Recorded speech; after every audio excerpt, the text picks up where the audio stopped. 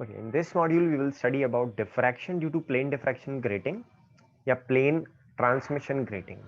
You can see that as a plane transmission grating or plane diffraction grating is an N-slit arrangement. बहुत सारी slits एक के बाद एक parallelly equidistant पर लगी हुई हैं. Therefore, the diffraction pattern which would be obtained on XY screen will be a combined effect of all these slits taken together. Will be a combined effect of all these slits taken together. As of now, let us consider that we have a monochromatic source of light. You have a monochromatic source of light जिससे हमने ये parallel beam obtain कर ली है. ठीक है, this is at focus मान लेते हैं. We have obtained a parallel wavefront, plane wavefront and let it be of wavelength lambda, monochromatic. Okay, then we see that on this diffraction grating, इसके plane पे ये जो light आ रही है, it is falling perpendicularly or normally, and each point on the slit will now, हर एक slit का हर एक point will act as a source of secondary wavelet. हम ये हमेशा से बोलता आया हूं मैं. Okay, so let me just name these slits as, let me say this is S1, slit S1, this is slit S2, this is slit S3, S4, S5 and up to so on. There will be n such slits. आगे भी बढ़ता जाएगा ये क्रम. ठीक है, I have it in this form. Now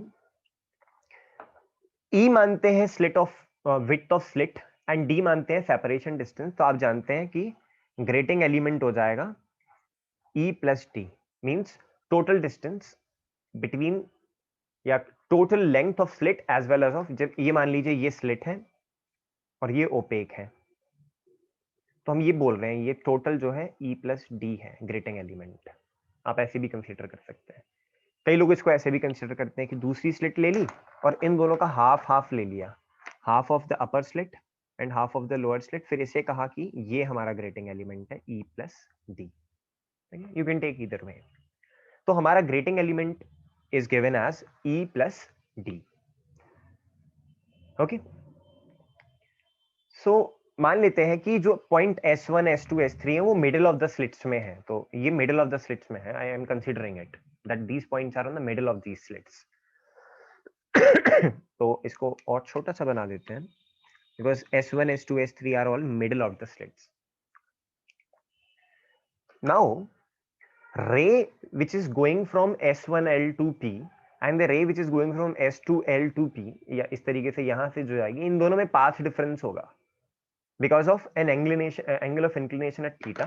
Therefore, you can easily find out a path difference by dropping a perpendicular from S1 to S2O या जो भी आप लेना चाहें इसे, and you call this as 1, M1. So dropping a perpendicular S1 M1, S1 M1. तो जो S2 M1 हुआ, this will give me the path difference. S2 M1 will give me the path difference. So what is the path difference between the ray which is going from slit 1 and slit 2? So यहाँ पे मैं लिख सकता हूँ, let me just utilize the fact that, okay, let me just take another paper क्योंकि हमें यहीं से continue करना है. The path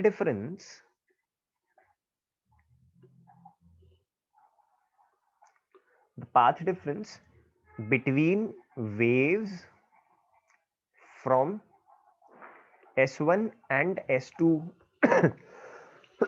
is equals to, it is actually SM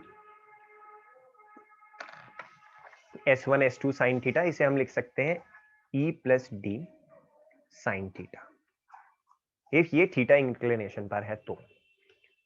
इसी तरीके से S2 और S3 में क्या डिफरेंस होगा? Now if I will plot a perpendicular from S2 to this line and I call this as M2, तो S3 M2, तो ये जो वैल्यू हुई वो दरअसल S2 M1 के बराबर है, S2 M1 के बराबर.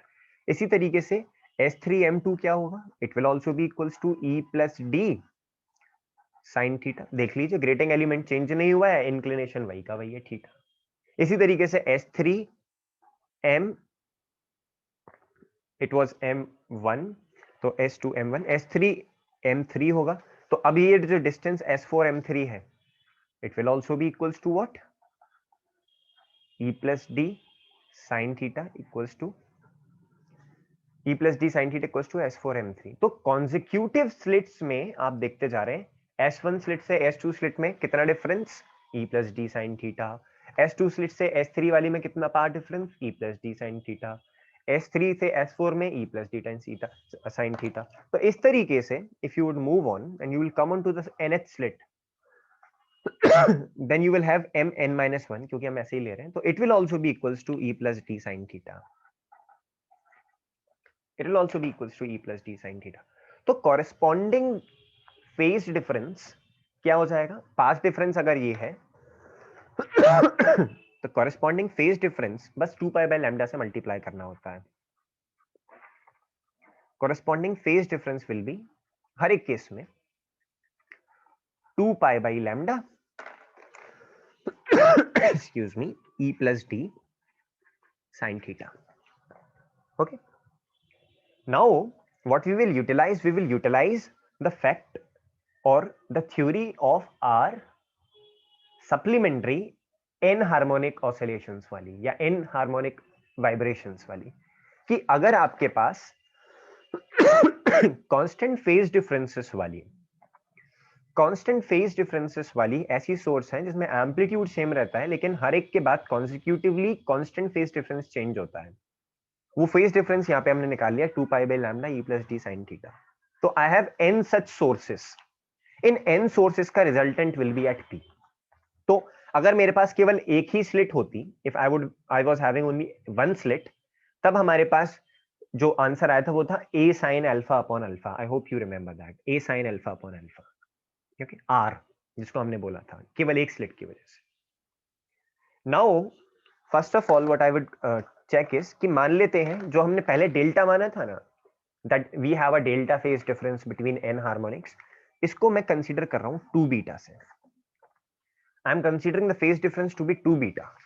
If we have n such 2 betas, यानी एक के बाद एक मेरे पास ऐसे डिस्टर्बेंसेस आते ही जा रहे हैं because of this type of arrangement.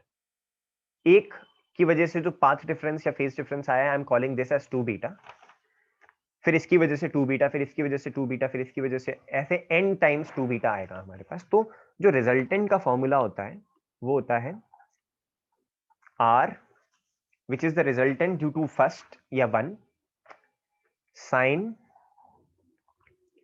n bracket में 2 beta by 2 divided by sine 2 beta by 2। you remember the formula if you have मैं यहाँ पे एक ऐसे रिकॉल वाला क्लाउड बना देता हूँ कि हमने सपने में कहीं पढ़ा था ये। you have delta difference, then from this you have 2 delta difference. तो इसका जो फॉर्मूला आया था हमारे पास, it was r is equals to a sine n delta by 2 upon sine delta by 2। वही फॉर्मूला हमने इसमें यूज किया है क्योंकि अब हमारे पास एक फेज डिफरेंस 2 बीटा है, तो मैंने ऐसे n times 2 beta by 2 upon sign 2 beta by 2 कर दिया। और रिजल्टेंट एक की वजह से जो है, एक की वजह से जो रिजल्टेंट है, इट इज एक्चुअली, ये शुरुआत में भी a sin alpha upon alpha ही था। So I would say that r prime is equals to a sin alpha upon alpha, और फिर ये वाला term which is sine n beta upon sine beta. ये 2 से 2 कैंसिल हो गए और r की वैल्यू रख दी जो कि a sin alpha upon alpha होती थी। ठीक है, अल्फा कैसे आई वो आप यहां से निकाल सकते हैं by, it was not capital A, it was small A. यहाँ कंफ्यूज मत हुआ कीजिए, मैं हो जाता हूँ। We have to keep small A if you are using both sines, ठीक है, सिंगल का एम्पलीट्यूड, इसीलिए तो यहाँ पे आर यानी सिंगल का एम्पलीट्यूड लिया है हमने। Fine, so the resultant intensity will be R prime square. और रिजल्टेंट इंटेंसिटी किसकी वजह से, इन सारे स्लिट्स की वजह से P पर जो इंटेंसिटी होगी from our formula and theory will be I is equals to R prime square and this will be equals to what, इस सबका स्क्वायर कर दीजिए, a square sine alpha upon alpha square sine square n beta upon sine square beta, ये इसके equal हो जाएगा। ठीक है, और यहां पे आप देखें that this factor gives intensity due to single slit.